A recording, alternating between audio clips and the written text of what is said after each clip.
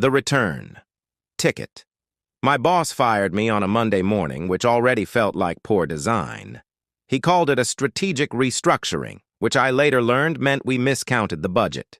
My access was cut before lunch. By 2 p.m., I was carrying a cardboard box past people who wouldn't quite meet my eyes.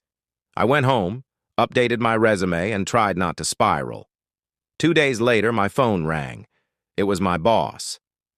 "I know this is uncomfortable," he said, "but we made a mistake."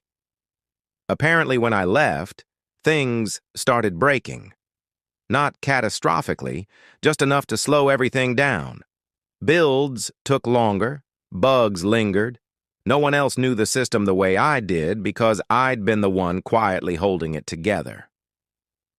"We underestimated how much context you had," he admitted. That was the closest I'd ever heard him come to an apology. He asked if I'd consider coming back as a contractor, higher pay, flexible hours. I said I'd think about it. That night, I opened my old laptop and looked through some personal notes I'd kept. Design decisions, trade-offs, little warnings to my future self. I realized something. I hadn't been invisible. I'd just been quiet. The next morning, I replied with conditions.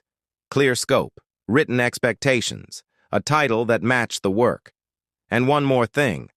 I wanted documentation time built into the schedule. He agreed to all of it. When I walked back into the office a week later, it felt different. Not triumphant, just steady, like returning to a system after a clean restart. My boss shook my hand. "Welcome back," he said.